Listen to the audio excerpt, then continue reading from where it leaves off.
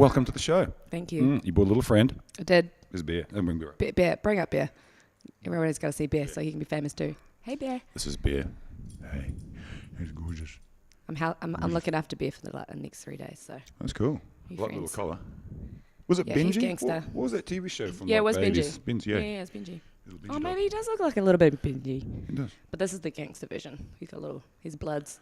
Word. That was ridiculous, wasn't it? You're from Kelston originally, so you were seeing a lot of that, let's wouldn't talk you? about that. Yeah, we're Kelston represent. Let's go Kelston. Born and raised. Kelly Block. Were you born and raised in Kelston? Yeah. Well, actually, I wasn't born there. I was born at Auckland Hospital, the one next to the motorway. If you want to get technical. Helens. Is it St. Helens? Is that the one? You probably were born there too. No, I was born in Pepakura, actually. Oh, okay. Yeah. Well, my brother was, though. Yeah, no, I was born at that hospital, but then back to Kelston. So cool. Didn't go to Kelston Girls, though. I couldn't handle being at an all-girls school. What school did you go to? I went to Kelston Intermediate, but that was because it was co-ed, and then I carried on to Avondale. Avondale. Yeah, 8 to 8, Dale State. Word. Still rep both, you know. Did you go to uni? No. You didn't go to uni? Hey, but, I'm shit. still the only one in my family that actually passed bursary, so I'll claim that. But at least someone did. None of us did. The rest got kicked out or expelled. But yeah, I don't know. I did actually apply to go to uni. I applied for graphic design and web design. Mm-hmm. And I actually wanted to do graphics design because I love drawing, being creative, all of that. And I got into web design. And this is like 13 years ago. Yep. And I was really disappointed that I was like, nah, I'm not doing that. And so I just didn't. And I just carried on working at a company that I was working for and worked my way up into events and other things. What were you disappointed with web design? I don't know. I just thought I wanted to do graphics. It wasn't what I wanted to do. In hindsight, I should have, because that was the way of the world now. Everything's, technical web design. Probably a bit billionaire. I'm just not much of a person that wants to sit in front of a computer and do coding or programming. I like designing, but yeah. And punching things. And punching things. And punching things. Yes. You're brutal. As I was just saying before, on the first take, that we first met you on a photo shoot, and you were our model, and you were, savage. Can be. Doing the ropes and all that sort of stuff. Yeah. I look nice until you cross me, and then. Yeah, I wouldn't fuck Black Shardae comes out. No. Boom. So brown Shardae. So you were saying before that you did a bit of everything, didn't you? Football, soccer. I guess I've always been really. I've always been sporty, yeah. Since I was born, I guess I couldn't sit still. Still can't sit still. I had this passion of wanting to be when I was younger, a gymnast. I wanted to go to the Olympics as a gymnast. My dad was a gymnast, and I did everything at school, I think, until I got hit by a car when I was 11, and I couldn't really do anything with gym for about 2 years. I had really bad back pain. So were you in the car, or you were just? I was on a bike, yeah. Right. Got hit by Indians, of course, happens. Cliche. Right? Yeah. Typical. Right. I mean, they were nice enough. They came saw me at the hospital. Yeah. Oh, bless. I was in hospital for a week. But yeah, so then that kind of just and then I just played sport. I just played sport all through high school: hockey, soccer, netball, did it all. Yep. Touch. Carried that on into my 20s, but I guess I found the love for boxing, which is what you probably know me of as. When I was 18, I had a friend that pulled me into a class I was training at Health and Sports then, so... it's just down the road here, right? Yeah, it's just down the road. And was it with Gus? With Gus and John, they used to train the Auckland Blues team. So I used to jump into trainings with the Blues boys, and I'm competitive by nature, so I just loved kicking their ass at abs and stuff like that because they were shocking at it. And but yeah, it just became natural. I found that I loved it, and then I was still playing prem sports like netball and soccer and stuff, and it was helping my netball and soccer. I found that I had more cardio. I guess cardio was better, so I just loved it. Carried on, and then wasn't until later in my later 20s, 26, and Gus moved to David Tour's gym, and I started training out of there, and then I just was I want to fight. I was I've been doing this for years. I'm good at it. I love it. I want to take it to the next level. And then David was like, oh, yeah. And then I was like, are you going to train me? And he's like, we'll see. And I was training it at that point. I was still doing two trainings a day, but then going on to do my soccer and my netball trainings. And I had soccer and netball on the weekends. And so he was like, oh, you can't do anything else though. And I was like, whatever, I can do it all. And then it wasn't until I started training with David and he was training me twice a day, 6 days a week, that I realized I didn't have the energy. I just have to focus on one thing at a time, which I think I struggle with. So yeah, No. yeah, I know. I just want to do it all. So yeah, and I realized I just had to focus on that, and I fully immersed myself in it. And yeah, I was crazy strong. I had 4:30 a.m. starts. If I was late, oh my God, you did not want to be late. How old were you at that stage? 26. Oh yeah, still plenty of energy. Yeah. Yep. Oh yeah. Not that bad right now. No. Yeah. But yeah, so yeah, 5 a.m. starts every day. If I was late, fuck, there'd be hell to pay. Yeah. So I'd have to do always there was a warm up of sprints or running up to the top of One Tree Hill. He used to follow me in his little mini car, and I had to run faster than him. And then he always looked hilarious in that mini. I know. It's quite fun to drive. It's got no power steering though. Yeah, and then I guess like that was my first accomplishment, and then I kind of got hooked after that. Like I did really well. They made it a draw, but I think I won that fight. It was a bit of I knocked her down twice in the fight and stuff, but they gave it to her in the end, which I don't know. They did, the ref actually didn't do the count. What? For her. Yeah, I still give him shit. That So was right. I didn't really care. It was more for just like me having a fight, doing it, and that accomplishment was just awesome. It's like the adrenaline rush you get in the ring is amazing. And I've had a couple more fights since then, and they were boxing, just corporate. But I trained, I guess what I've learned from David, and I'm really blessed to have had like him train me up for those fights and stuff, was, I had an amazing trainer, like a world-class trainer. He's been to the top himself. So he taught me the basics, but the level to train at, like whatever it is you do, you come in at, your best. You don't get in that ring unless you're 100%. And and so I've taken that into every other area of my life. So everything I do, I've kind of got that mentality anyway. I don't half-ass anything. So it definitely comes across. Would you say that what's the hardest part about boxing, mental or physical, when you're in the ring? Actually, no, the whole thing. Everything. It's mental, definitely, because you could be like the fittest person ever, and if you haven't got that fight in you, when it comes to getting punched in the face or getting a hard kick or something, or you're winded, it's not your...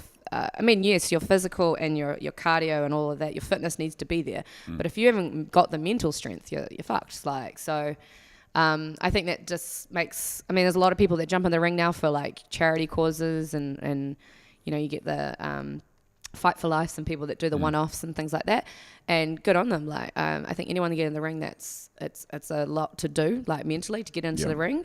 But I think the difference from certain fighters that you see that excel, it's the heart of a person, I guess. Like if you've got that heart and that fight in you, and you can see that when you watch fights. Like how you get knocked down, do you get back up? Are you calling it? Like you can see it.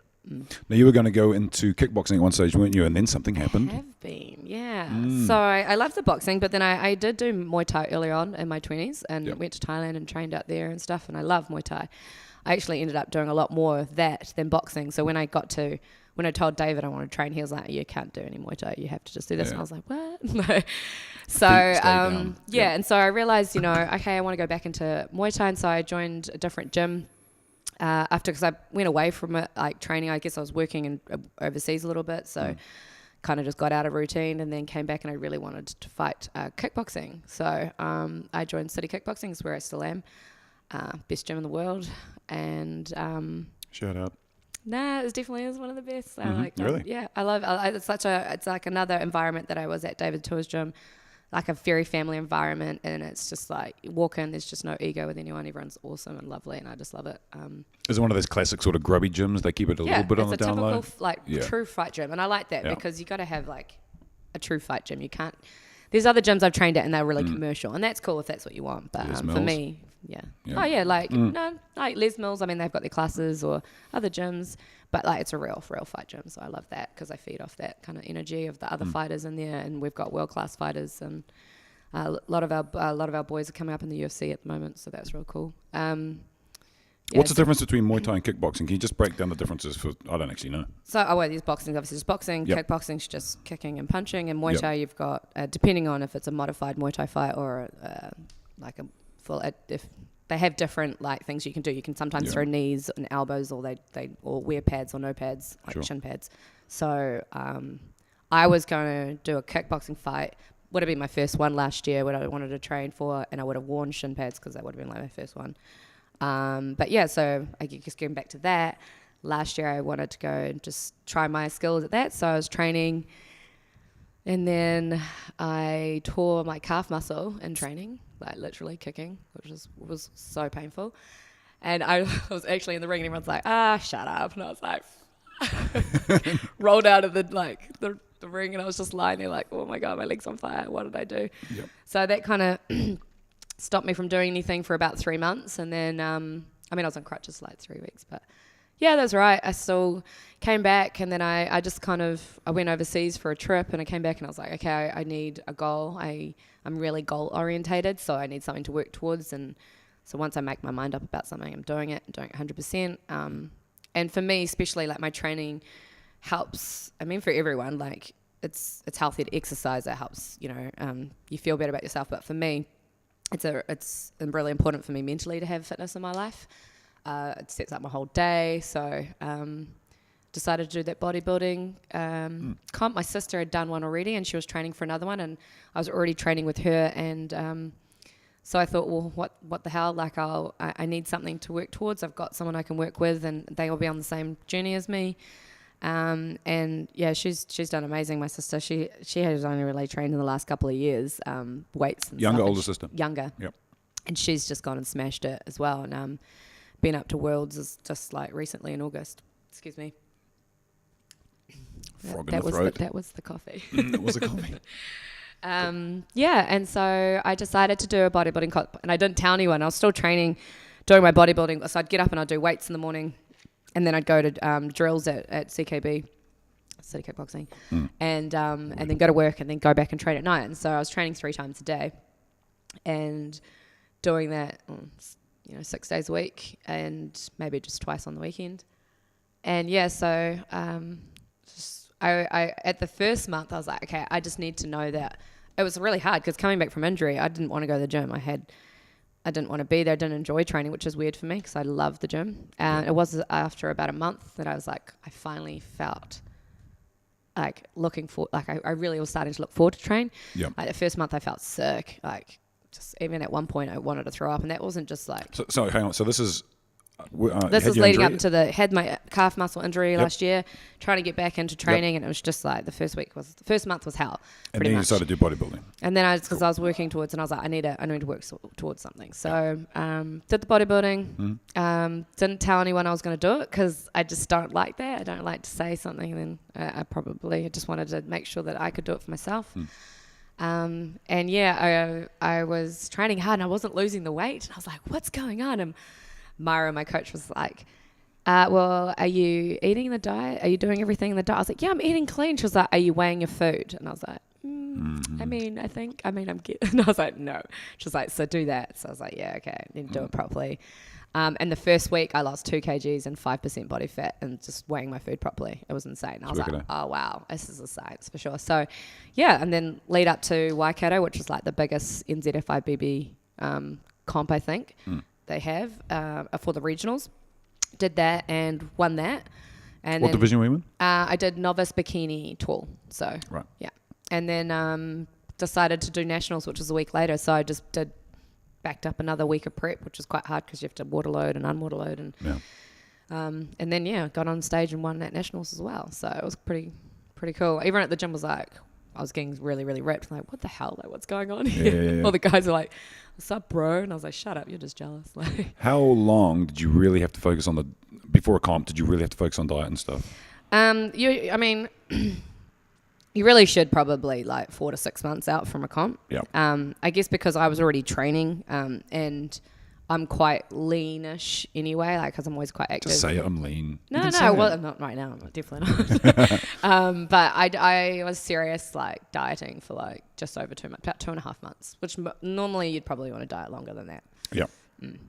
What month was that in? What time of year was the comp? That was before August, so like July, so August, after winter. September, October. So you were doing it during winter time. Yeah. Oh, it must suck if you wanted to do like a bodybuilding contest in February.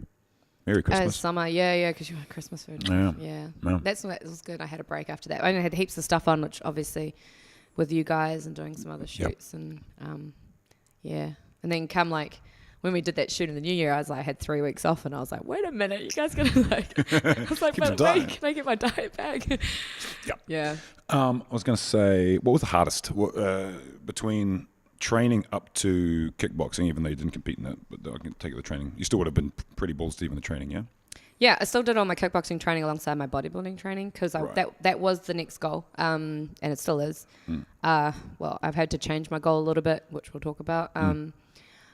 So I tore my calf muscle with the kickboxing thing.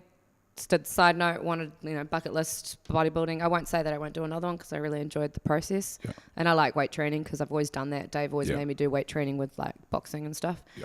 That was kind of just gave me that self-confidence again. I was like, I can do whatever I put my mind to. And so I came in this year just training again, like getting my routine back. And unfortunately, I had planned to go and do my kickboxing fight. I've been doing a lot of training and turning up, and my coach had given me a new training plan. It's like a 12-week training plan so you got to kind of start fight training, which is completely different and diet's completely different to like a bodybuilding training, because obviously on bodybuilding you don't have enough food and carbs and stuff to burn. You can be a bit more relaxed with your fight training sometimes until the lead up. You can kind of have a little get bit those more, calories. Yeah. Yep. Because you're burning so much. And I stupidly agreed to do a netball tournament for a friend because, I miss playing my team sports. It's always been a passion. Team sport, love it. And I was like, extra cardio, I can do that. And I guess I'd had a hard training that week. I had hard sparring that week. Body was really tired. And then come the weekend, which was a long weekend, I think. And it was the weekend before I was starting my fight camp too. Yeah. And I was like, it's a bit of cardio running around. I train enough. Like, I'm still training 2-3 times a day. So I was like, I'll be fine. But I stupidly, it was third game in the tournament, last quarter of the netball game. I was just walking backwards and my Achilles blew. So now we're at 4 months right now, recovering from that. And it's been really quite a hard one to stomach because it is like a 4 to 6. That's like probably more than 6 months. I'm not going to allow it to be more than 6 months, but the recovery is really long on this one. And but they say if you do it right, your Achilles comes back stronger. So that's what I'm holding on to. It will. And I'm like, I can't really kick right now, so we're just changing our focus at the moment. Your Instagram's been an art gallery of pain. Yeah, over the last wee while. You've got needles and everything. You've got moon boots on and all sorts of stuff. It's not fun. I don't mind pain, but I think the pain was That's more frustration. It was more frustration, and I don't deal with frustration very well, which I know. Yeah. So, my out is my training for me, and especially boxing and things like that. So that was, for me, like since the last injury, I'd worked really, really hard to get to that point, and I had a really good momentum and a lot of sponsors and a lot of things happening and coming on board, and I just was like, cool, it's all coming together, and I just felt really focused, and to have something as detrimental as the Achilles injury was like, it flipped my world upside down. I couldn't work. I couldn't train. You're going from training 3 times a day to not being able to train at all was like death to me, murder. Like, yeah. How to keep yourself mentally happy? That was one thing that I was like, okay, I'm not gonna let this get me down, because I was like really like quite depressed, I guess, at the start of like last year with the other injury. I was really down, and so I was like, I'm not going to go back to that headspace. So I was just making plans of what I was going to do next.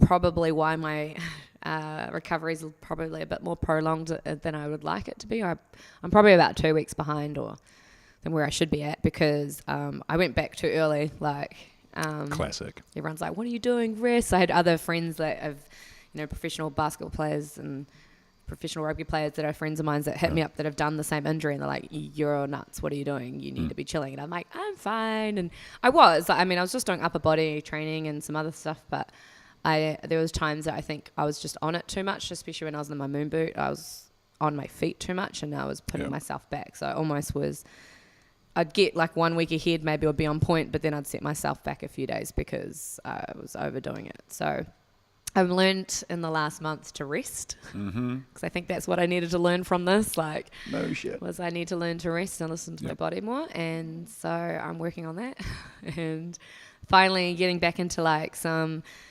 leg work and weight training again this week because now I can start the leg press and stuff like that and build this calf muscle back. Yep. Nutritionally, do you always keep yourself to a certain level? Do you always keep yourself to a certain level and occasionally splurge, or are you fairly serious about it all the time? I'm guessing not. What's your tank? What's your regime? What's your whole life's ethos on nutrition and diet? I'm generally like quite a healthy person anyway. Like of course I enjoy like takeaways and a burger and things like that.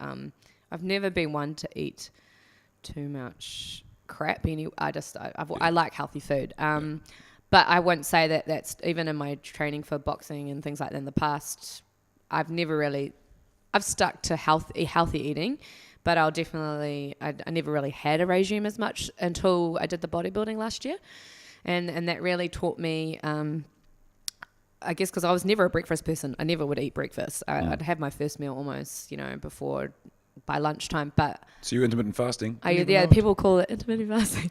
But when I was training for a fight, that would change. I definitely would have breakfast. I never liked eating before training because it just didn't like have anything in my stomach for boxing, things like that. So, but I definitely had more of a 3 meals a day because I needed the energy. Yep.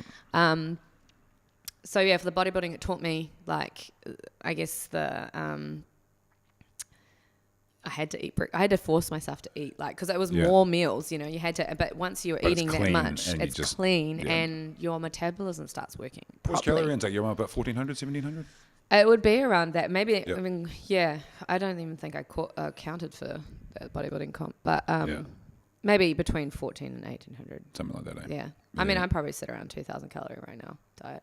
That's a frustrating thing, because you can have a Happy Meal at McDonald's and get you 2,000 calories, or you can have 6 meals of chicken and get it. You know what I mean? And broccoli. It's such hard. I think I was lucky because I was doing my kickboxing training alongside my bodybuilding that I was allowed a little bit more carbs in my diet. That my trainer gave me a little bit more to eat maybe, and I didn't have to be so chicken and broccoli all the time. So I was lucky for that because I think other people probably are just on the chicken and broccoli. It just gets a bit boring. Gets a wee bit boring. Yeah. I am actually looking at doing a bodybuilding contest next year. No, you're not. I am. I turned 40 in April, and there's some comps around that time. Apparently the dates haven't been finalised yet, and my nutritionist, Taryn McCall. I know Taryn. Yeah. Yep, she's... I was just seeing her just to get fit. Not really get fit, but get fit, but also just get my diet on track. I know about diet. I've known through playing football and all that sort of stuff. But the hardest thing to do is come up with your own plans and all this sort of stuff because you're constantly experimenting and never really settling in. Yeah. So I thought, fuck it, I'm going to go and see someone. So a friend of mine was seeing Taryn, and I went and saw her as well, and she sat me down, and you got to get your 3,500 calories in, you got to do this workout, and I'm like, me. Yeah. But I haven't, that was before I thought about doing the bodybuilding comp, and then I went with my mate to watch a competition, and she just wanted to see what it was like. She just wanted to, she wanted me to go along for support because she might freak out.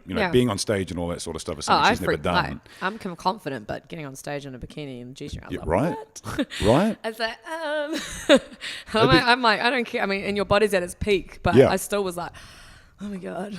No, it's bizarre. And she was like nervous and watching it, and I'm like, no, you can do this. You can do it. I don't want to do it. You'll be fine. You'll do it. So she's got her first comp coming up in a few weeks' time. Oh, cool. And as I was watching this, which federation is she doing it in? New Zealand. I don't know. I don't know exactly which ones they are. But this one that we were at was over on the shore. It was the one that Ruben Wiki did. Oh, okay. I think it's definitely it's an NZFI baby. Yeah. Yeah. And I was watching it, and I was watching some of the athletic divisions and stuff, and I'm like, I could do that. I can totally fucking do that. Anybody can fucking do it. Anyone can do it. Anyone can do it if you just stick to, get a really good coach and you stick to it and you stay consistent. And that's all it is. And I think too, if you mentioned before, giving yourself a goal. Yeah. And I think, because I'm healthy and I do it all for mental health and all that sort of stuff, but it's like, no, if I give myself a goal, I can go one step further. And I'm only 40, and I think it's quite cool for someone who's older to do something like that. Man, age is nothing. I just went to the Tony Robbins conference in Australia. I saw pictures of you over there, actually. Yeah. It was cool. It was rad, It was real cool. It was a lot of... I didn't actually know he had so many different types of courses that you can go on. And I guess I chose the one because I just went along with a whole bunch of friends. But it was massive, hey? It was like 8,000 people. It was crazy. And I walked on fire, but Coles. That was epic. Really? Epic. Yeah, I'll talk about that. Yeah. And it was really cool because they cover a lot of things. So they cover like mental health, relationships, finance, business stuff. They go a lot across. They kind of do a massive spectrum of like everything in life. And it was cool because the first couple of days were a lot around emotional health and mental health and a lot of things. And I was like, wow, I've done a lot of this stuff already, which was cool because it was confirmation. I was like, I'm good where I'm at. And I kind of went for more of a business kind of approach anyway. But yeah, it still got heaps of other things out of it. But those limiting beliefs that what we put on ourselves is something that I really took from it because it's true. Because even with me and my Achilles, I'm like, oh, but that fear, a little bit of, you're too old now or your body's telling you to stop. And I'm like, nah, fuck that. Like, I mean, I'm still fitter than people half my age, 20-year-olds, and actually, that makes me sound really old. I'm actually only 33. But people that are in their 20s, I'm still like, out there doing it. And that's got nothing to do with my age. This is how I mentally and feed my body and keep it, healthy. And so that's one cool thing that I talk about, just limiting beliefs and writing down goals, because once you write it down, it goes into your subconscious, and whether you realize it or not, you start working towards it. Was he? I saw one of his specials on Netflix. It wasn't a special. I watched that too. Yeah, it's good. Was it the same as that? Like full on. He's like fucking and shit. He doesn't stop talking. I mean, because now his voice is like so raspy, and it's gone. He's actually clinically lost his voice. They said he shouldn't even be able to talk. So he spoke for like 12. Like first day, like every day was like 12 plus hours long. Like there was no breaks. Like you had to leave the auditorium if you wanted to go to the toilet and get some food and stuff like that. So there was always someone talking on stage. And when Tony came out, like we had a really awesome spot. We were really close to him. But yeah, he spoke for 12 hours on that first day, and then he had to have a rest for 24 hours and come back the next day. But and his voice just sounded like this the whole time. He so pumps you out. You're just like, oh, it's Tony. That's right. So he walked on fire? Oh yeah, so that was one of the limiting things. So they almost prep you, like that whole first day, they're prepping you about, your peak state, your mind state, and I was like, shit, I was limping. I couldn't even walk, actually. When I flew to Sydney, I couldn't even walk through the airport. I literally got through security and I had to sit down. I couldn't walk. I was in so much pain. I'd done too much, obviously, the day before. Yeah. And my leg was just killing me. So I was like, can someone get me a wheelchair? And I was like, oh my God, I don't want to be that guy. I don't want to be that person that's like in a wheelchair. And they were calling this, like, this really nice lady at the makeup place was like, no, my God, you're almost crying. And I was like, I am. She's like, we'll get you a wheelchair. But they couldn't get hold of Air New Zealand. And then I became that person. It was the last person on the plane, and they were trying to find me because my gate was the furthest gate. And I just was like hobbling the whole way in pain. And then I couldn't even really walk. And I was thinking, I was limping really bad those first few days in Sydney. This was like a couple of weeks ago. And I was like, they're going to make us walk on, they don't make you, but like you're going to have to walk over across on the fire coals. And I was just like, they don't make you, you make yourself. You make yourself. And it was just like, fuck it, I can do it. If I can take myself back to the gym when I'm half injured, and I'm like, it's all about state of mind and telling yourself to heal. And I was like, yeah, I can do it. What's going to stop me, Like, so I did it, and it was honestly probably the highlight of my whole weekend, to be honest, is that I limped across Coles and I did it with my, and it's like, okay, this isn't going to stop me. This injury isn't going to stop me, like, from achieving what I want to achieve. How far was the walk? It's about 6 steps over Coles. So shit, that's enough? Yeah, it's enough. Really? Yeah. It depends on your stride, I suppose. But it's long enough. Yeah. I love it. I love all that mental, you can I mean, like, they're 2,000 hot coals. Like, they're pouring, like, they're shoveling on hot coals to walk across. And you're like, what the fuck, I'm about to do this, but you do it. And you're barefoot, obviously you're barefoot. Barefoot, yeah. Yeah, it was cool. Did it hurt? You feel anything? No, man, that's just all up here. Like at the end, you did a little bit. I think I got a tiniest blister on my little pinky, but I guess because a bit of coal had stuck to it at the end. But while you're walking on it, you're walking on it, but you're doing this whole like peak state, and they teach you throughout the whole day how to put your mind in a peak state to like. It's really amazing what the mind can do, and it's So I mean, when you say you're going to do your bodybuilding comp, I'm like, yeah, I'm coming. That's awesome. Yeah, man. Like, totally. Yeah, I'm quite because you can totally do it. I mean, I did it in 3 months. Like, yeah. I mean, I'm a little bit more excessive, like I'm crazy, and I train 3 times a day, but... So I'm training pretty much every day, 6 days a week, definitely. Yeah. And eating relatively well. It's difficult in our industry, especially when you're on the road, to try just got to pack your meals, man. Get one of those bags and just... That's what I prepped my whole... That's one thing I wouldn't do, and the next time I do these comps because I prepped my food for every day. So you spend a lot of time cooking. Yeah. And that's probably what. Did you try meals like Fit Me In meals and all that sort of thing? I didn't do any of that. No. I made all my own food. Yeah. How do you have the time? That's the thing. It takes a lot of time to do your own food. I mean, I got really good at it and really fast, but you spend a day on the Sunday, you prep all your food for the week kind of thing, or as you go. Keep it in the freezer and then just. I just keep it in the fridge. Just do like batches and stuff of all the kumara and things, because you know what you're going to eat. So, but I mean, that's one thing that I didn't have the knowledge of, like the nutrition side. So, Myra did all my nutrition, and she'd change my plans, getting closer to the comps, and and she'd give me different workouts. So I just stuck to it, and no cheat meals for like over 6 weeks at one point. And what sucked was my birthday was the week before my first comp, and I was like, I can't even have cake, I can't even chocolate, I can't do anything. Couldn't celebrate. I didn't really care about the drinking, but well, I say that now, but and right now I'm not on diet. Like, I'm just being healthy and eating whatever I want, but I'm looking to get back on diet now that I can kind of get back into my normal routine of training. All those little secret meals that you're supposed to have when you go to a bodybuilding contest. In the old days, they used to have a glass of red wine before going on stage for the vascularity. It's good for your veins. For a lot of the guys do that on comp day, drinking the red wine. Just imagining all these dudes passing out. Yeah. I just had a little bit of Red Bull, like, for me. It's good because I'd done so well, I guess, in my prep. I was like praying that I got to have a burger, because sometimes if you're too lean, your coach will want to give you some more carbs just to fill you out a little bit. So such a science, eh? Yeah, it's crazy, and I have so much receipt. You don't realize until you do a comp yourself, and even how your body is and how hungry you are, and then how afterwards you can just eat everything and even when you were remotely fit, though, like I found last year, I did a big fitness thing and I changed the shape and all that sort of stuff. But even now that I'm relatively lean, I'm sitting on around about 15% body fat. Every little thing you eat, if it's wrong, like if I have bread now, it nearly kills me. Heartburn, bloating, it's awful. It's crazy when you notice, when you cut out sugars and all of that, how much when you put even a little bit back into your diet, how uncomfortable and lethargic you'd feel, or like you say, bloating. I notice that a lot too. And if I have sugar or anything, I start getting head rushes, cold sweats. Yeah, it's crazy. And then you're thinking, it's like a drug. Yeah. Yeah, it's terrible. I went over to Melbourne last year for a music festival, and we went to a sugar factory thing. And I wasn't having anything. I was deep in my no sugar, no alcohol, no nothing. Yeah. And I thought, you know what? I'm fucking here today. Yeah. I've had 3 months of this shit. I'm going to fucking enjoy it. So I had like 100 grams of mainly chocolates and caramels. That's the sort of thing I like. I don't like hard tubes or anything. So we're sitting in the back of the car, and it was quite a drive back to the hotel. So I'm like, I'll start eating them. By the time I got back, finished them, and cold sweats, shaking, like that, And if you're used to that sort of food, you don't notice it. But when you're not, and you do shake, and you get into that, I started thinking to myself, this happens all the time. You just don't necessarily notice it. How bad is this shit for your body? Yeah, well, I think that's why I would totally do it, another comp again. Not because of, I guess where it would take me, because my passion is my fighting. Like, I can't wait to get back into the ring. Like, how far are you from fighting again, you reckon?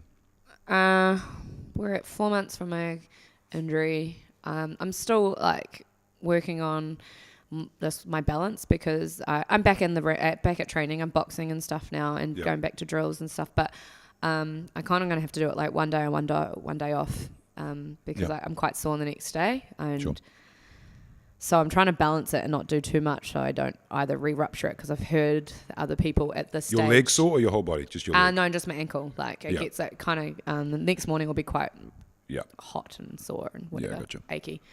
And that's just the scar tissue, because I'm just teaching, because it doesn't turn back into like proper tissue until supposedly at 6 months.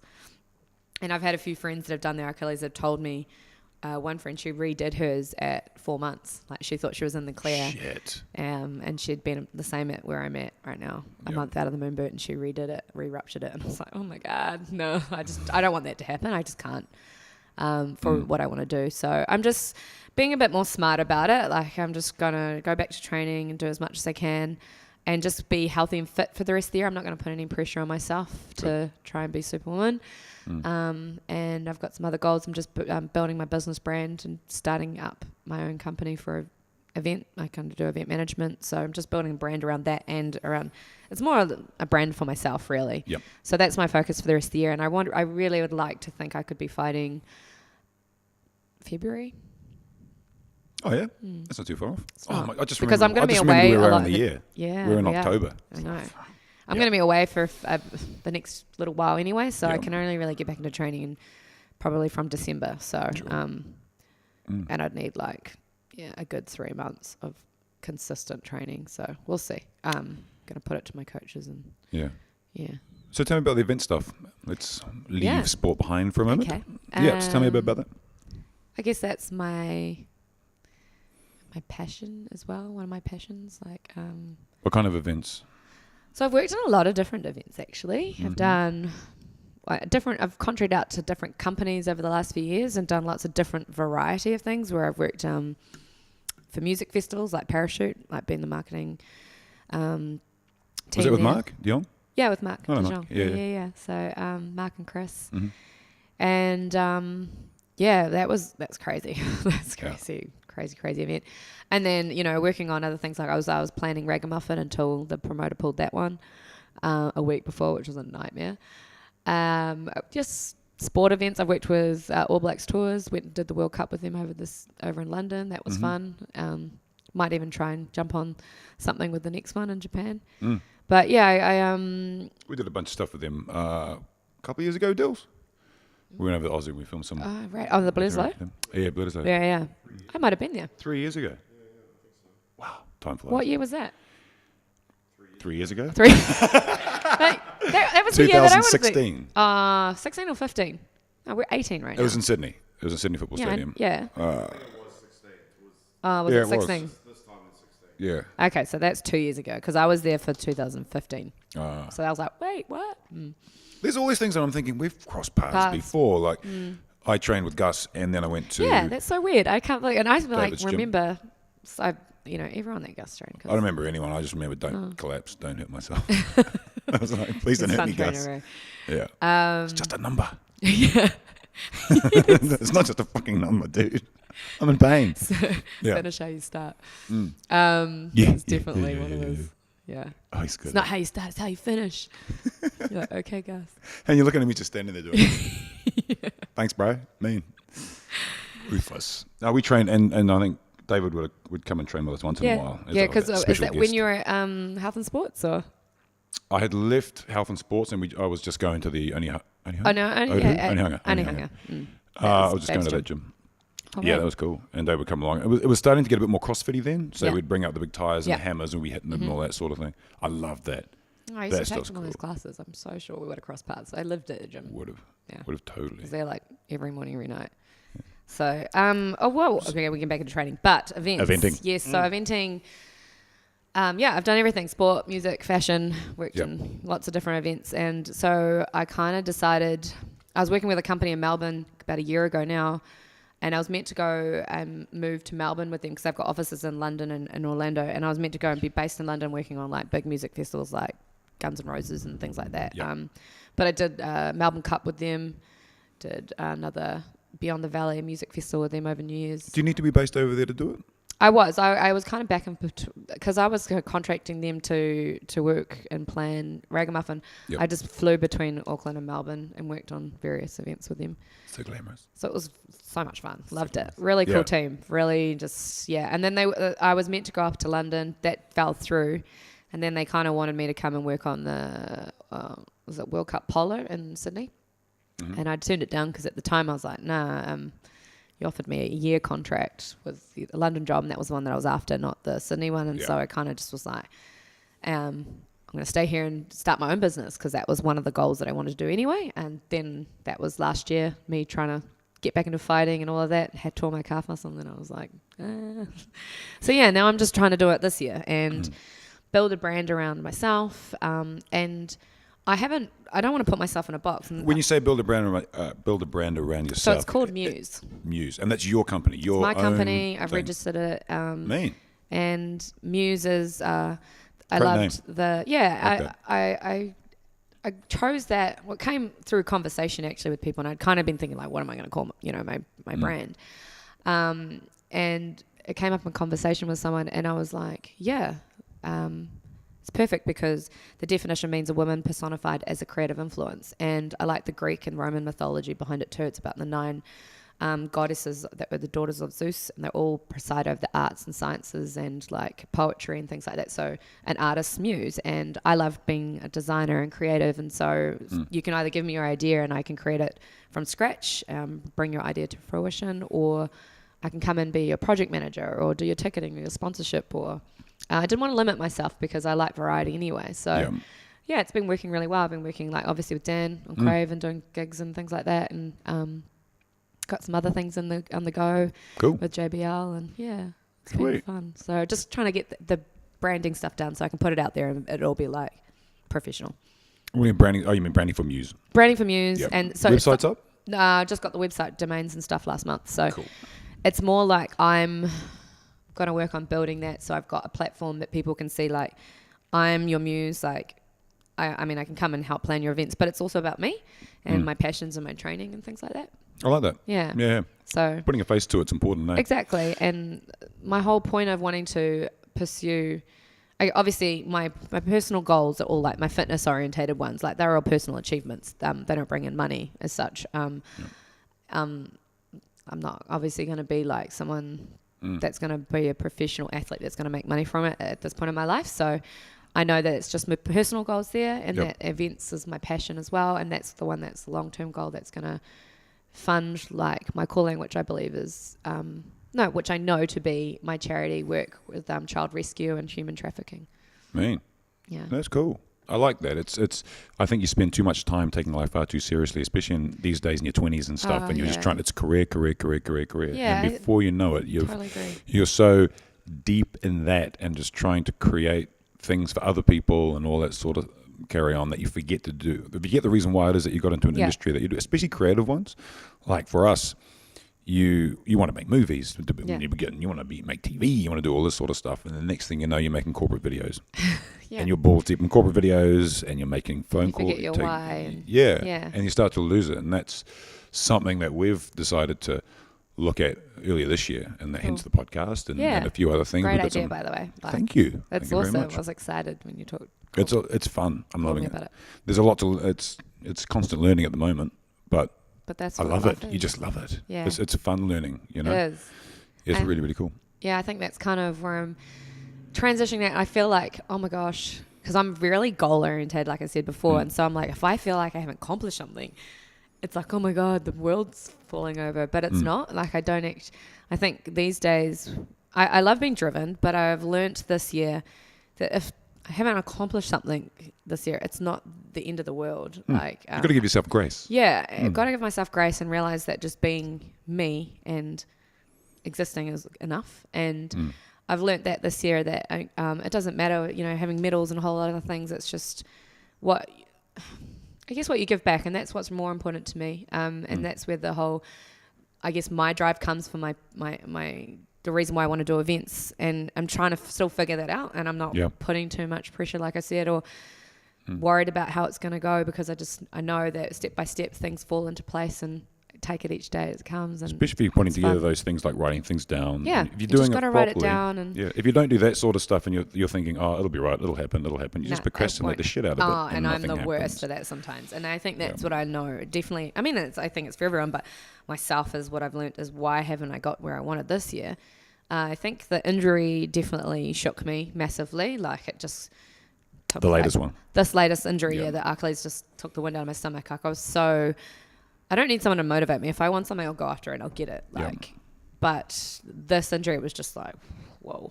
And because I had such a good routine, I was in routine with my training. I was in routine for like doing things. And then all of a sudden you tell it like, it's almost like ripped away from you. You have no control over that. Yeah. That's what I find, because I'm not controlling. I am controlling to a point of like, I like to be able to control what's going on in my life. Yeah. That was really tough. So I guess I was like, what do I have to learn from this? Okay, I have to learn that I need to learn to rest, or I need to like put more into me, or I can't help other people if I don't help myself first. Do you give yourself time much? Do you meditate or do any of that sort of thing? Yeah, I've learned to do that a lot more. And I think I hadn't been doing my like meditation and like my little morning time out with God before I went away, and I kind of realized, like, while I was away, especially at the Tony Robbins conference, and it's really cool because they do a lot of that. They talk about having a morning routine and meditation time for yourself and setting your mind and priming and all that. And it's so true, and it's so important, whether you believe in God or not. And you could, you're the universal. It's all about energy and mind state and flow. And I totally agree with all of that. I totally believe in God, but I believe in energy and positive thinking and gratitude. It's so important. And I realized I think the injury just took that away from me. I allowed myself to feel like sorry for myself for a few days, and I cried, and I was like, but I was like, okay, don't. You have the choice to decide how you're going to play this out. And so I've been up and down. Like, I had moments where, I ended up back in hospital, like doing too much, and and then I was struggling because some days I'm not used to feeling so tired in the mornings. Like, every day I was exhausted. Like, you wake up exhausted with this injury because your body's trying to heal. Yeah. And I'm like normally energized.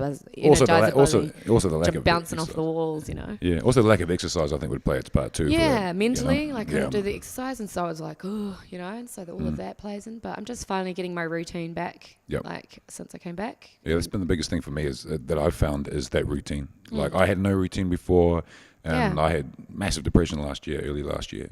And it was just getting that routine, getting up in the morning, go to the gym at 5:30, go to my coffee place. Exactly. And if you don't do it, when the days I don't do it, I'm like, ugh. And you just feel crap for the rest of the day. And even when you don't want to go, you go. And I've learned that, and that's what training is really important for me, because I've learned that even when you don't want to go to training, you go to training, I feel so much better afterwards. Yeah. And it's that same kind of consistency. It's like old school stuff. Consistency is key, persistence and perseverance and all that. So, I'm learning to get my routine back, and I'm excited to I know I'm going to be away over the next few months.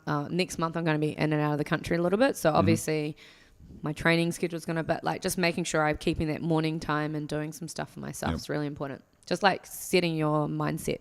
Yeah, because it's like the law of attraction. You are going to attract what you think, and exactly. And I think when you get into that routine too, when you start traveling, you're thinking, right, a hotel, have they got a gym? You start thinking about all that sort of stuff. We were away last week for a job, and they said we had access to a gym, but the gym was miles away from the hotel, and it was just, we had early starts. And if it was in the hotel or it was across the road, I could an hour jump over and do it. Little things like that, you try to make it as convenient as you can. Couldn't run to the gym? Was it too far? It's just the time. Yeah. It would take 15 to 20 minutes to get there, do my workout, 15 to 20 minutes back, and with our schedule it was just too much. Yeah. And then that's what you just got to accept. Like, same with me. Like, lately I've just been with my injury. When I went back to work, that's all the energy I had. All my energy was going back to. I was lucky. I have a family I used to nanny for full time, and I do that in between event contracts. But all my energy would just go to them, and I'd be dead by 5 o'clock, 4 o'clock, and I was like sore, and I'd be gone. Like, I had enough energy to get there and drive home. Sometimes I thought I was going to fall asleep at the wheel, but I never did. But so I just learnt that I just can only do what my body allows me to. And I think that's the most frustrating thing is when you're injured, is because you don't have any control over it, and just got to go and ride the wave. As I say, you got to have grace. You got to have grace on yourself, and you got to relax and just. So I'm going to Rara in a week, and I'm going to relax. That's a holiday, yeah? Yeah, it is. I hope so. It's with my family. I don't know if it's going to be a holiday, but family wedding. Right, yeah. I'm going to Fiji in a week. Oh yes, you are. We'll be. That is not relaxing. Similar. Where? We will be in. Where's the road to Fiji? I have no idea. Neither, maybe. It's out there in the big blue. And we're out of the ocean. Why are you going to Fiji? I'm working on a television show, which I'm not really supposed to say, but I'm there for a month. So if you do the math, you could pretty much work out what it's going to be. So I've got 6 weeks over there. Another Love Island? Maybe. Oh, look. Maybe something like that. I cannot say. But yeah, I've got 6 weeks of that. Intense. Yeah, it'll be intense. It'll be hard. But I've already gone out. I've brought my little green stuff. Yeah. I've brought my fish oils and all that sort of stuff. Oh, nice. Yeah, I'm in my fish oils at the moment. Noticed that my body needed a little bit more vitamins. I fucked up yesterday. I went and brought one. It was the most potent one I could find. I was like, this has got everything, omega-3, B12, blah, blah, blah, blah, blah. I was going to be good. So I went home. We went and played quiz night last night. I got home. I thought, I'm going to just pop some of that stuff, and I wake up in the morning. I'm going to be brainy as, right? So I sculled back about a tablespoon of the stuff. Went to bed. I was like this all night. No way. I'm thinking, but it wasn't like What? I should be. It was weird. I was just focused. I'm like that all the time. I can't sleep. My brain doesn't let me sleep. I'm terrible. I need to find I something. have to like shut off with like, don't be on your phone before you go to bed. It's the worst thing. Yeah. But yeah, I have to. My brain does something. And that's my problem. Like I would sometimes stay up till 1, 2, and then I'm like, I have to be up at 6 in the morning, but still do it. It's just that, and that's what I miss. I miss having the energy to do that right now. My energy levels are not like that, but I'm starting to feel normal again. That's good. Yeah. Certainly going to do it. Yeah. Nice. So lots to come. We were talking off mic before about ethnicity. You have an interesting background. Do I though? Yeah, you kind of I do. actually, Because I look at you and I'm thinking, there's Jasmine from Aladdin. But no. Tell us. Yeah, I can only ever be Jasmine or Pocahontas, let's be real. There wasn't many other options back then. No, pretty much. Or Princess and the Pea, where they brought her out. Was it that one? Or was it the Princess and the Frog? Pea. Princess and the Frog. Princess and the Frog. Okay, it was Princess and the Frog. She I was never even slightly seen it. down. I only Right. had three options. They were good 3 options, and you just look. Honestly, perfect. When I said they're going to do a live action Aladdin, I was like, I've got the person for you. Yeah. But no. If I did Broadway. I mean, Maybe. I could if I wanted to. You could sing. Apparently, you sing. I once upon a time did sing. We can Really? talk about that. I feel like I've lost my voice heaps in the life. I don't know. I can hold a note, but I'm not a great singer. Right. I'm not gonna lie. Yeah, I actually sung when I did Miss India Worldwide in India. That was my talent. Miss India Worldwide. Yeah, so I let's go back. Like that's just a little bit of obviously what half of me am. Right. Sounds so right. Half of me is. How half of me is. Mm-hmm. That's the fresh coming out of me. Mm-hmm. Yeah, so I'm half Indian. So that's dad's side. Yep. He's born and raised in India. Came to New Zealand when he was like 7. Yep. So he's Kiwi, but still Indian. Mum's, she's a mutt. Love her. She's European. She's a mixture of shit. So. Yeah. But from Christchurch. But Right. Kiwi. So like 5th generation, old school. Third generation, I think. Right. My granddad was Scottish, English, I think. Mainly Scottish. Yep. And my grandmother was, my nana, I should say. She was born in Australia, but... Your mum was? No, my nana. Yep. My nana was born in Australia, but she's French, English. Sweet. So I guess my mum's like a mixture of French, English, Scottish, and then dad's Indian. So That's one of the interesting things about half. New Zealand is like you can pretty much sit down with anyone and it's always a great start to a conversation. So, yeah. what are you? Yeah. And it just and like, even the whitest of whites, you're just like, oh, I'm Italian. And Yeah. they just chug all sorts of things out. It's cool. Yeah, so I probably am, and the whole Miss India thing came about because back then my So Miss World India, that's yeah, so I did miss. It's kind of like they're again like another pageantry thing. They've got different federations, if you want to put it like that, different type of franchises. And I did Miss India New Zealand because one of my girlfriends was like, "You're doing it," and I was like, "I'm not wearing a dress because I'm such a tomboy." I was like, "I'm not getting on stage and doing that." And I guess me and my siblings, we related to the Indian community a little bit in New Zealand, but not really because growing up, they didn't treat us as Indian, like because we're a half caste because our mum was white. So back then it was like. Not cool. Like my dad married a white lady. Like no one went to their wedding. Like on my dad's side of the family. No, because he married a white chick. So, but hey, now. But you're in New Zealand. Odds are. Yeah, about like 35, 37 years ago, whatever it was like it was different. So yeah, we didn't really grow up being other than our cousins on my dad's side. Like we weren't really accepted because we were a half caste. But yeah, my friend was like, "You're doing this." I think I was 18 at the time. And I was like, "I'm not doing it." She was like, "Yes, you are." And she signed me up for it without, thanks, Jenna. And then I was like, "Fine." And so, yeah, I did the Miss India New Zealand. I think it was like the 3rd time they'd done it in New Zealand at that point. Yep. And I won. And I was like, "Oh, okay." Mean. And, yeah. And then I had to go to India. Or they do it. I do.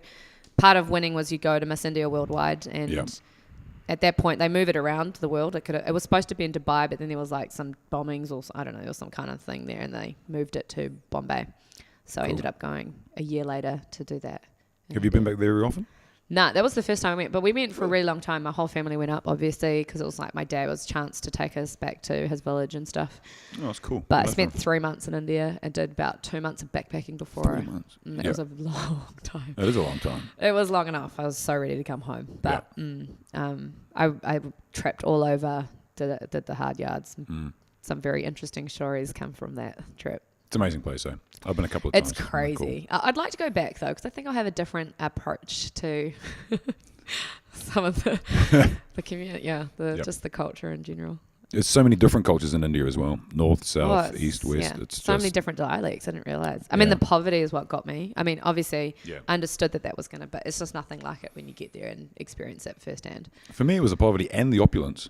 Okay. Like when you go to Mumbai, there's so much money at the top. But and there's then a contrast. Absolute. There's no middle ground. No. It's just like you walk out of a 5-star hotel and then there's like slums just down the road. Yeah. It's crazy, eh? Would you go back? Yeah, definitely. I actually was meant to go back a few years ago with some friends. And I really want to go back soon. Maybe on more of I've got an opportunity to go there and maybe do some fitness stuff over there. And I actually I'm not saying too much now, but one of my mates in LA wants to connect me with some people up there. And that's something else that I'd like to, I don't know, get amongst, because they're trying to probably, I don't Indians are all about hockey and cricket. Yeah. But in terms of like boxing and kickboxing, whatever, I think that's quite new to them. But supposedly there's some people interested up there with getting involved, and they want me to be involved maybe as like a face. So it'd be a great opportunity just in terms of like how many people there in India. Like, so I'd love to go back. I've still got friends that are up there in Bombay and stuff. So and my dad's village is like north of that. That was the first thing I thought when you told me you were Indian, but you box and the stuff. I'm like, not exactly a big stable of female boxers. No, it's not. That's, my girlfriend Siona, who I used to train with, she went. She is she's Indian. She's from Goa actually, and she went to not the last Olympics, the Olympics before that, and represented New Zealand. Yep. So she was like the first Indian, I guess, boxer that I knew about. I still really good mates with her, and she's Kiwi. Sweet. I know. So I've got great people around me for like in terms of, I've always been really blessed, and I with the like just the right people and trainers and people that put into my life, and I've been really, really lucky. Yeah. No, I didn't realize you were a woman of faith. Yes. What's the story? Well, my parents my whole family was brought up in a Christian values. Yep. Yeah. I won't say environment because it wasn't. Yeah. No, definitely like my parents, especially like, values, morals, everything like that. But our parents weren't like hard out. You have to go to church. You have to do this. Like, at like the age of 13, it was our choice whether we wanted to go or not. And I was like, nah. So I did like whatever I wanted in my teens and, partied and all of that. And it wasn't until my early 20s I was kind of like, you look for something more, eh? Well, yeah, and I think some other stuff had happened in my life that I was like, wow, if this shit's real, like God's got to be real, and I just kind of went soul searching myself, and I found, I guess it's weird. I wouldn't say I found God. God found me. Like God's there. Yep. It's really just a state of your heart, and I don't believe in religion. I hate it, and it's hard to. I won't label myself as something. I'm spiritual. I have my own relationship with Jesus, and and I think I'm just all about you just being a good person and treating people. Respect doesn't matter what they believe in, and so a lot of my times and hard times and in the last 10 years, it's a journey. It's not a destination, like they say. That's corny as shit, but it's true. And I think what I've learned that I just was really too hard on myself a lot in my 20s about trying to be this, trying to be that, and it's just like, man, I really found out who I am and and my truths and all of that, and my faith a lot. It's tricky, isn't it? It's hard. We're talking everything we do now, especially what you do, is based around social media. Yeah, it is. A lot of that sort of thing. Yeah, and it's tricky to create that balance of worrying too much about how you show yourself and prepare. And I think there's a classy way to do it. And I'm really I'm shit at posting. I'm trying to get better because I love posting stories. I'm good at that, but that whole social media world, it's really hard. And I guess the other thing is I learned from that bodybuilding comp, like you get it gets addictive. Like you get to a really peak state, your body looks like amazing, you're ripped, you can see all your abs, but it's like an unhealthy, like you can create an unhealthy view of yourself. That's what I'm trying to say, I guess. Because it's not unhealthy because obviously you're at the most healthiest, but you can't sustain it. No. And I actually worry about a lot of the younger girls that do it because mentally, I think, they get to that state and they probably think they have to stay at that state all the time. And that next generation of social media, they thrive off likes and comments and, you know, and that's where their self-worth comes from a lot, I think. And that's the problem that I think people are facing their day. Like, my self-worth comes from like knowing who I am in God, not from anybody else. And and who I am as a person, and who my mother and my father brought me up to be. Yeah, and I guess because it's funny because I used to have anxiety, massive. It wasn't until about 2 years ago I was in LA, and I just had this crazy, amazing God encounter. And since then I've had no anxiety, because it was the first time in my life of searching. I guess like I still knew God and had like experiences of like God and knowing that he's real, and that all has to be personal. Like, you can't teach that to someone. It just has to be them. And that, I think the only thing I could say is like, yeah, you just have to have your heart in a place of surrender to find God, and like he's there and he's for everyone. Like, but yeah, it changed my life in a way. Like, I'm not perfect. I still make mistakes, but I think that's what I've learnt to grasp, is that I'm still going to make mistakes. But that's the beauty of God. Like, Jesus didn't come to condemn me. Just, you know, he loves us how we are. And it's a journey of becoming more and more like, you know, him. And as you learn from your mistakes. So I think there's a big part of vulnerability. Yeah, you have to be really vulnerable and be in transparency. And I think that's what I don't care about bearing my soul to people. I don't have a fear of letting people know anything about me. Like, and that comes, I think that scares a lot of people. Yeah.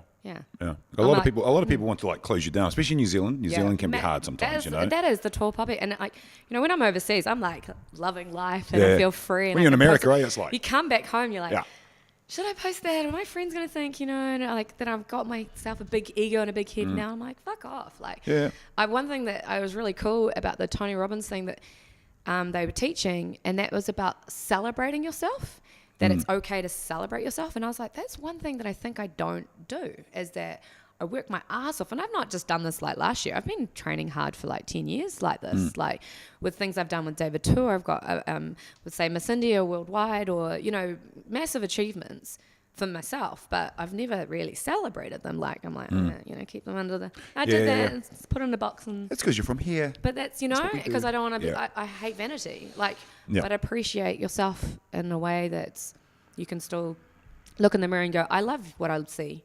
And that's what I've learned, because I mean, everyone's like, oh wow, you've got it all together, but really you can still look in the mirror and hate yourself. And I for a long time I didn't like what I saw. And a lot of people, I think, they look in the mirror and they can be beautiful or whatever. Yeah, they might like what they see, but they still hate themselves, and they never have the ability to express themselves. And that's where I think a lot of depression and a lot of the suicide rate in this country is really bad, because people just cannot fucking express. You know, and I think people just need to sit down and have conversations like this, and just talking open about stuff. Be open. Yeah, and that whole mental health week was just the other day. Yeah.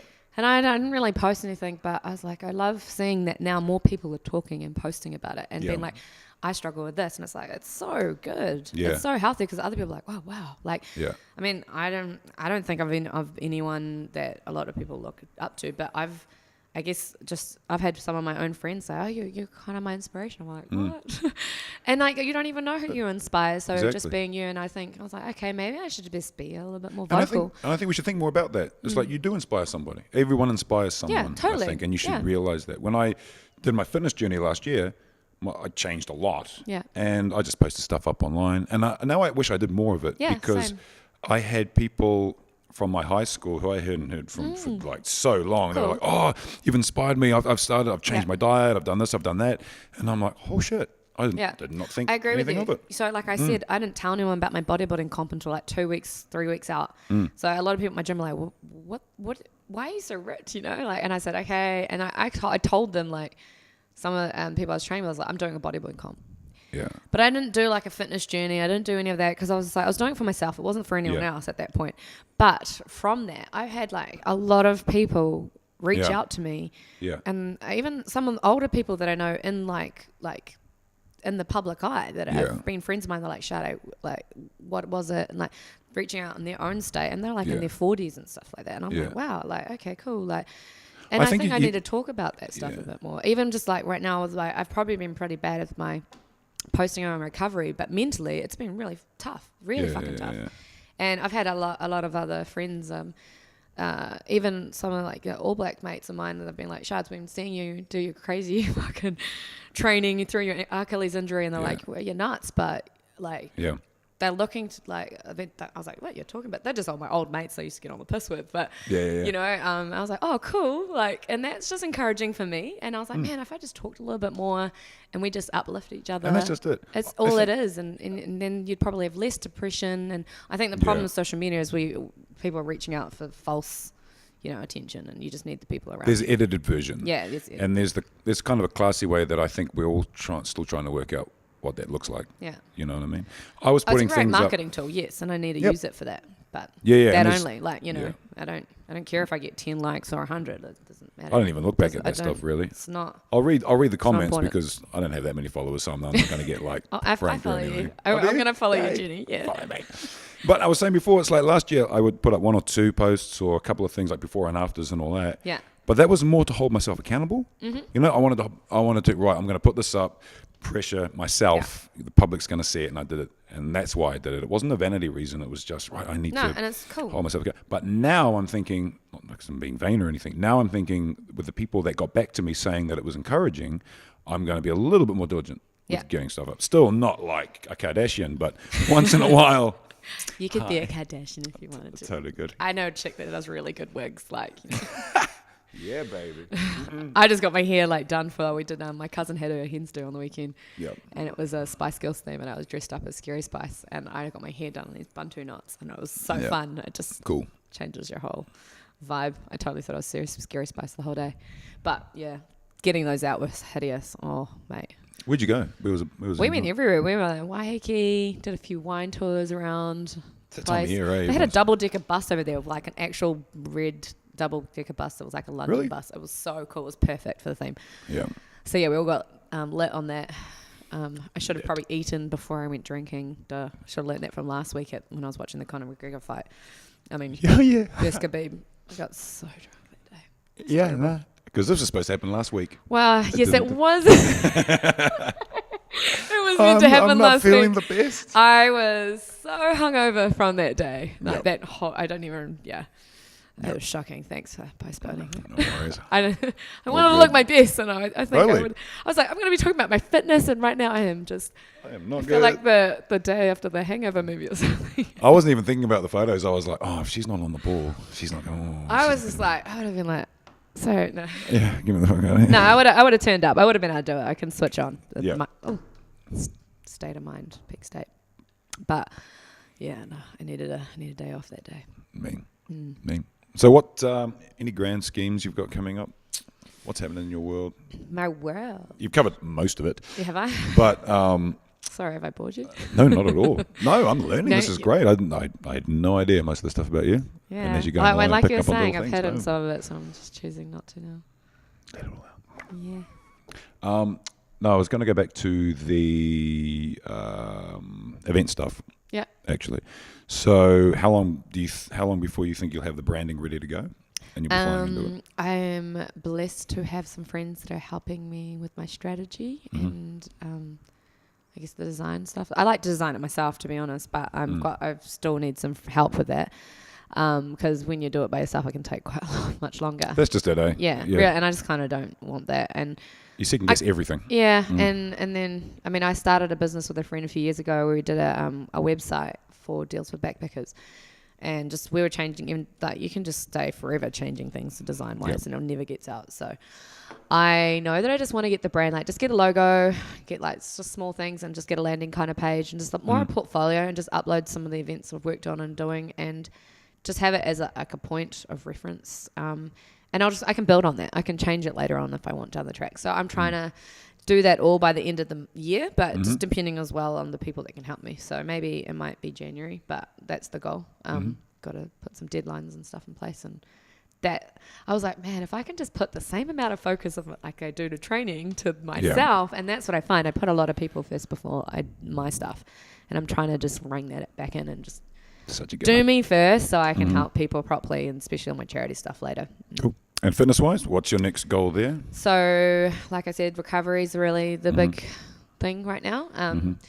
And yeah, I've got back in the gym already. I'm just got to get my accuracy and cardio back. And I want to be fighting, February as a goal. And I've just got to more or less reassess when I come back from travels, end of November, and just see where I'm at, and get a date, obviously, because that's quite a big thing, like we talked about, having a date to work towards. Yeah, for sure. So I have to talk to my coaches about that one. But well, thank you very much. So hopefully you guys will be there, maybe doing some filming No, or totally. photos for that. Totally. Yeah. No, we'll definitely Cool. be there. That's one of the cool things about doing this is I find that I'm sort of accumulating friends and accumulating people to support. Yeah, you know, because I would like to get you back on. Yeah. In 6 months or whatever, and let's sweet. go over what went right, what went wrong. Yeah, cool. You know, and let's do that. And I'm really excited about this fitness journey that you're on. I know. Bodybuilding. You've got to fill me in the details later. You guys. I'll fill you in the details. Yeah, Tell me the date. I'm still working on it myself. They haven't got the dates. Oh, you haven't got the date? Solidified. Are you yet. doing it this year or next year? Next year. Okay. Yeah, they haven't solidified next year's date. So. Oh, Bear's back. Good timing, Bear. Bear's back. So that'll be. Oh god, that'll be fun. I have no idea what to expect. Oh my god, I'm going to see you all tanned up. All tanned up, shredded. Shred life. Old man body. I can give you all those hashtag moments. Shred life. Oh god, it'll be good. Oh my god, we'll see. This is the It'll be first a time I've blast. actually put this out. Cool. Because now, publicly. but now No, you I have to. Oh, you have to be accountable now because I'm going to hit you up and I'll be like, where are you on your fitness journey? Right. How much fat have you lost this week? Oh god. How much weight have I put on? How much fat have I lost? Have you got a nutritionist then? Taryn's your nutritionist. Yes, Taryn. Yeah. So who's your trainer?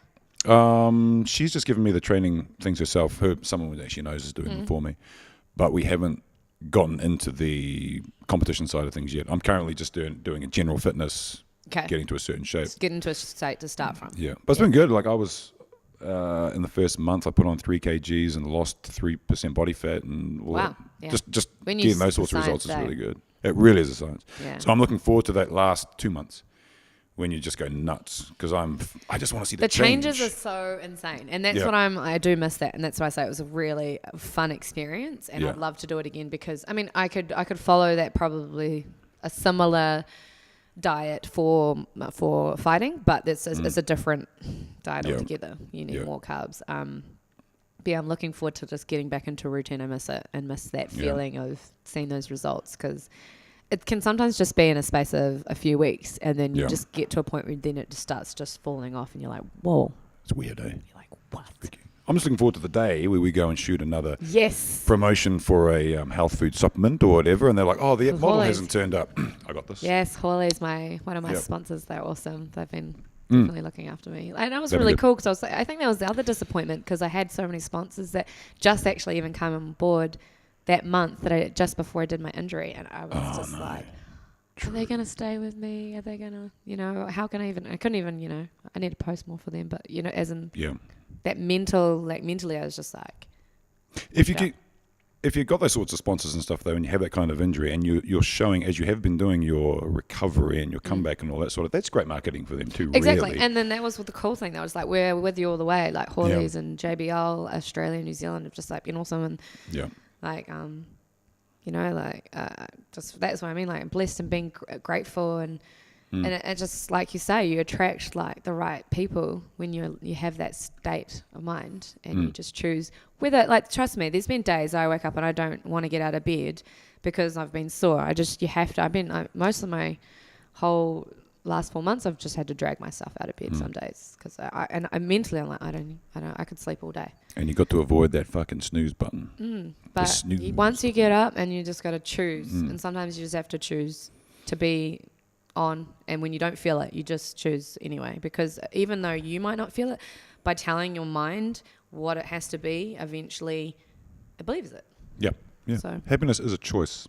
Yeah, and it's not consistent. I hate that word, like strive to be happy, because I'm like, it's an emotion. Happiness is an emotion, and you can't rely on your emotions. Your emotions change like this, and there are. You get all these people that say you can do anything, but they don't really tell you how. Yeah, it's like there's moments of happiness, and there's moments of down. Yeah, and we need both of those. That. We do. Exactly, you need the yin and the yang. Yeah, I mean, like they say, you build character and strength through suffering. So if we didn't have that, then you don't get pushed to be a better person or find new levels. So, it's life. And that is the perfect way to end this. Thank you very, very much. Thank you for having me. This was fun. No problem. And then, I mean, in 6 months or so, we'll let's reconvene recap and after we'll a fight. compare our combat fight. Yeah. That'll be fun.